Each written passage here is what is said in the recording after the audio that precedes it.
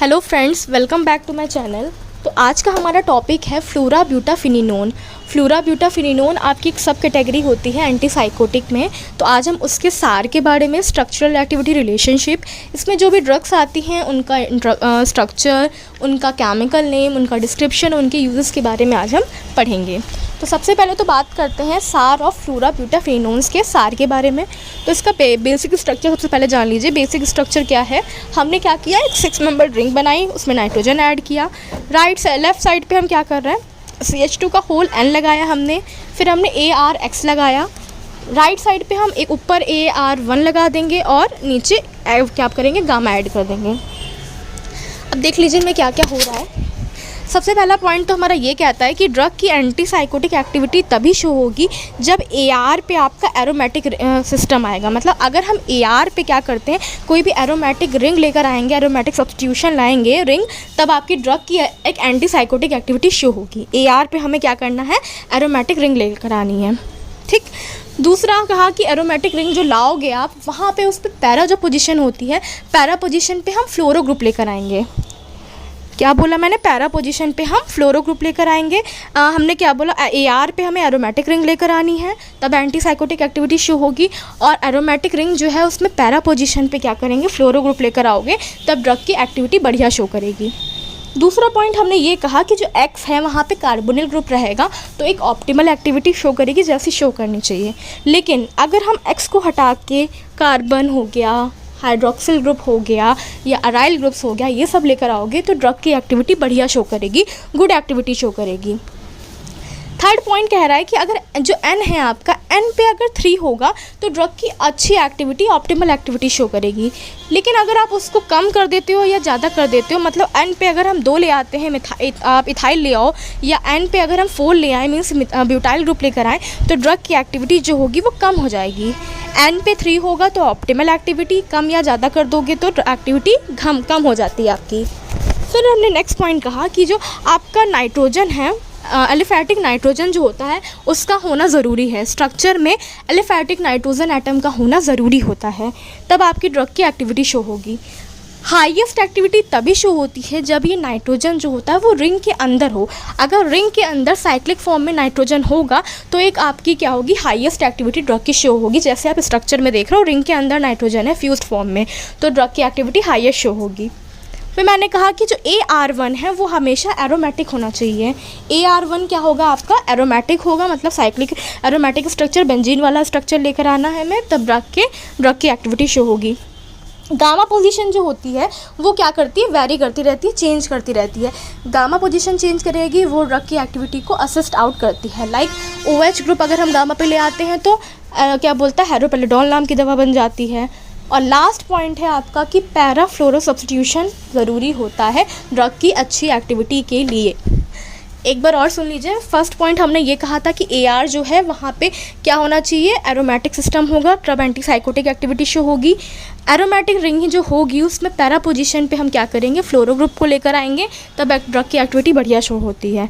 दूसरा पॉइंट था कि जो X है वहाँ पे कार्बोनिल ग्रुप होगा तो एक अच्छी एक्टिविटी शो होगी। कार्बोनिल हटा के अगर हम carbon, hydroxyl group, aryl groups लेकर आओगे तो आपकी ड्रग की एक्टिविटी और अच्छी शो होगी। N पे 3 होना ज़रूरी है, तब बढ़िया एक्टिविटी होगी। अगर हम कम या ज़्यादा कर देते हैं तो ड्रग की एक्टिविटी कम हो जाती है। इसके बाद है कि जो नाइट्रोजन है आपका, एलिफैटिक नाइट्रोजन, उसका होना ज़रूरी होता है स्ट्रक्चर में। उसको अगर जो नाइट्रोजन है वो अगर साइक्लिक फॉर्म में रिंग के अंदर होगा तो आपकी ड्रग की एक्टिविटी जो होगी वो हाईएस्ट होगी, ड्रग की एक्टिविटी एकदम बढ़िया शो करेगी। एक और आपका है कि जो AR1 होता है, AR1 पे अगर हम एरोमेटिक लिंक लेकर आते हैं तो ड्रग की एक्टिविटी क्या होगी, बढ़िया शो करती है, अच्छी एक्टिविटी शो होगी। गामा पोजीशन पे जो है, गामा ग्रुप्स जो होते हैं वो वेरी करते रहते हैं, या ये कह सकते हो चेंज करते रहते हैं आपके ड्रग की एक्टिविटी के अकॉर्डिंग। जैसे कि OH ग्रुप अगर लगा दिया हमने गामा पे तो आपका हेलोपेरिडोल नाम की दवा बन गई। पैरा पोजीशन पे फ्लोरो सब्स्टिट्यूशन करेंगे तो ड्रग की एक्टिविटी बढ़िया शो करेगी। ये तो चलिए बात कर ली हमने सार ऑफ फ्लोराब्यूटाफिनिनोन्स का। अब हम बात करते हैं इसकी ड्रग्स के बारे में। तो पहली ड्रग्स कौन सी होती है, हेलोपेरिडोल। हेलोपेरिडोल का स्ट्रक्चर देख लो कि वही साइक्लिक रिंग है नाइट्रोजन वाली, इधर हमने प्रोपाइल ग्रुप लगा दिया, X से हमने C डबल बॉन्डो कार्बोनिल ग्रुप लगा दिया। फिर हमने क्या किया, AR जो था वहाँ पे बेंजीन रिंग लगा के और पैरा पोजीशन पे फ्लोरो ग्रुप लगा दिया। आप देख सकते हो इधर हमने क्या किया, जो AR1 था वहाँ पे बेंजीन लगाई, ऊपर Cl लगा दिया, जो दूसरा गामा था गामा पे हमने OH ग्रुप लगा दिया, हाइड्रोक्सिल ग्रुप लगा दिया। तो इसका नाम क्या है भाई, 4,4,4 chlorophenyl 4 hydroxy piperidine 1YL 1,4 fluorophenyl butane 1 one, ये इसका नाम है आपका। ये जो दवा होती है आपको हैलोपेरिडोल, वो क्या करती है, पोस्ट सिनेप्टिकली कहाँ काम करती है, डोपामिन रिसेप्टर्स को जाके ब्लॉक कर देती है। ये जो हैलोपेरिडोल होती है वो क्या करती है, पोस्ट सिनेप्टिकली डोपामिन रिसेप्टर्स को जाके ब्लॉक कर देती है, और जो भी डिल्यूजन या हेलुसिनेशन कंडीशन थी वो ट्रीट हो जाती है या क्योर हो जाती है। और डोपामिन के जो रिसेप्टर्स होते हैं उसमें भी D2 और D3 रिसेप्टर्स जो होते हैं उन पर जाके इसकी बाइंडिंग ज़्यादा अच्छी होती है। डोपामिन रिसेप्टर्स को ब्लॉक करती है बेसिकली कौन से डोपामिन रिसेप्टर, जो D2 और D3 वाले होते हैं बेसिकली उन पे जाके उनको बाइंड करती है और अपनी एंटी साइकोटिक एक्टिविटी शो करती है। दूसरा पॉइंट है कि जो CTZ जोन्स होते हैं, एंटी इमेटिक CTZ जोन्स होते हैं उनको जाके ब्लॉक करेगी और अपनी एंटी इमेटिक प्रॉपर्टी शो करती है।